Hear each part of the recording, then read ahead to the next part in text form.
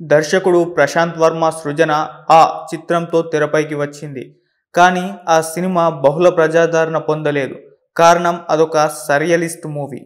ఆ జోనర్ సినిమాలు తెలుగులో రాలేదనే చెప్పాలి.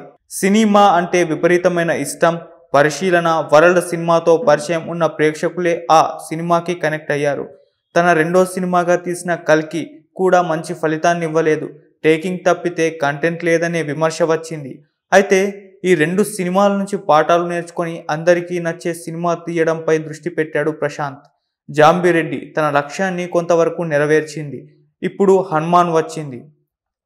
ఈ సినిమా విజయం ప్రశాంత్ వర్మకే కాదు, తెలుగు సినిమాకి కూడా ప్రత్యేకం. విఎఫ్ఎక్స్ వర్క్ ఉన్న చిత్రాల జోలికి వెళ్లాలంటే నిర్మాతలకు భయం. రాజమౌళి లాంటి దర్శకులతో తప్ప మరో డైరెక్టర్తో సాహసం చేయలేని పరిస్థితి. కానీ ప్రశాంత్ వర్మ ఈ విషయంలో తన ప్రతిభ చూపాడు. 27 కోట్ల బడ్జెట్తో 100 కోట్ల ఎఫెక్ట్ ఎలా తీసుకురావచ్చో చూపించాడు. చాలా క్వాలిటీ అవుట్పుట్ ఇచ్చాడు. పెద్ద స్టార్స్తోనే విఎఫ్ఎక్స్తో ముడిపడిన కథలు వర్కౌట్ అవుతాయనే ఒక అభిప్రాయం ఉంది. హనుమాన్తో అది అపోహ మాత్రమే అని నిరూపించాడు. హనుమాన్లో భూతద్దం పెట్టుకొని వెతికిన ఒక్క స్టార్ యాక్టర్ కనిపించడు. సినిమా ముహూర్తం నాడే పోస్టర్పై పాన్ ఇండియా టైటిల్ వేసి వదలడం ఈ ట్రెండ్ ఇప్పుడు. అంతేకాదు, పాన్ ఇండియా అంటూ భాషకో స్టార్ నటుని తీసుకురావడం ఆనవాయితీ. కానీ వీటికి జోలికి పోలేదు ప్రశాంత్. తెలుగు సినిమాని తెలుగు సినిమాలానే చేశాడు. సినిమాకి హైప్ క్రియేట్ అయిన తర్వాతే మిగతా భాషలపై దృష్టి పెట్టి ఇంకా లార్జర్గా ప్రాజెక్ట్ని డిజైన్ చేశాడు.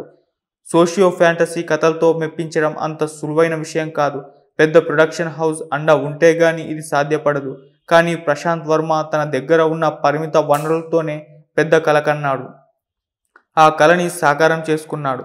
రామాయణం లాంటి దృశ్య కావ్యాల నేపథ్యంలోని పాత్రల స్ఫూర్తిగా కథ రాసుకుంటే వాటిని తెరపై కన్విన్స్ చేసేలా చెప్పడం కూడా ఒక సవాలే.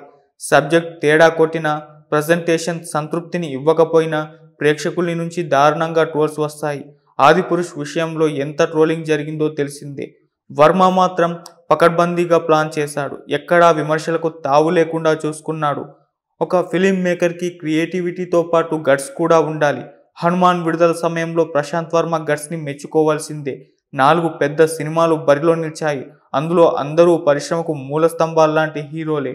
ఆ కోణంలో కాస్త లౌక్యం పాటిస్తూ మొహమాటానికైనా తన సినిమా విడుదల వాయిదా వేస్తాడని చాలామంది అనుకున్నారు. ఒక వారం ముందుకు వెనక్కి జరుపుతాడేమోనని భావించారు. కానీ ఎక్కడా తగ్గలేదు వర్మ. ఇది అహంకారం కాదు, తన కంటెంట్పై నమ్మకమని ప్రేక్షకుల చేత అనిపించుకోగలిగాడు.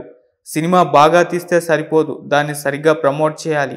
ఈ విషయంలో రాజమౌళి అడుగుజాడల్లో నడిచాడు వర్మ. గ్రాఫిక్స్ పనులు జరుగుతున్న సమయంలో తనకి కావలసిన టైం దొరికింది. ఈ సమయంలో ప్రమోషనల్ కంటెంట్ని ప్లాన్ చేసుకున్నాడు. ప్రచారంలో కూడా తన మార్క్ చూపించాడు. తెలుగుతో పాటు హిందీపై దృష్టి పెట్టాడు. అక్కడ ప్రెస్ మీట్లు పెట్టి వాళ్ళకి ముందుగానే సినిమా చూపించాడు. తరుణ్ ఆదర్శ్ లాంటి వాళ్ళు ఈ సినిమాపై పాజిటివ్గా స్పందించారు. హిందీలో హనుమాన్కి దాదాపుగా 4 స్టార్లు పడ్డాయి. దీనికి కంటెంట్ ఒక కారణం అయితే ప్రశాంత్ వర్మ తీసుకున్న చొరవ మరో కారణం. హిందీలో పూర్తిగా పాజిటివ్ టాక్ రావడంతో తెలుగు ప్రీమియర్లకు వెళ్లిన ప్రేక్షకులు కూడా అంతే సానుకూల దృక్పథంతో సినిమాను చూడగలిగేలా చూసి పూర్తిగా పాజిటివ్ వైబ్ని క్రియేట్ చేయడంలో ప్రశాంత్ వర్మ ముందు చూపు బాగా పనిచేసింది. ప్రశాంత్ వర్మ ప్లానింగ్స్ భారీగా ఉన్నాయి. ప్రశాంత్ వర్మ సినిమాటిక్ యూనివర్స్లో కొన్ని సినిమాలు చేయాలని కొన్నాళ్లుగా వర్క్ చేస్తున్నాడు. ఇప్పుడు హనుమాన్ విజయం ఆయనకి మంచి జోష్ ఇచ్చింది. హనుమాన్ సక్సెస్తో వర్మ వర్త్ అయిపోయింది.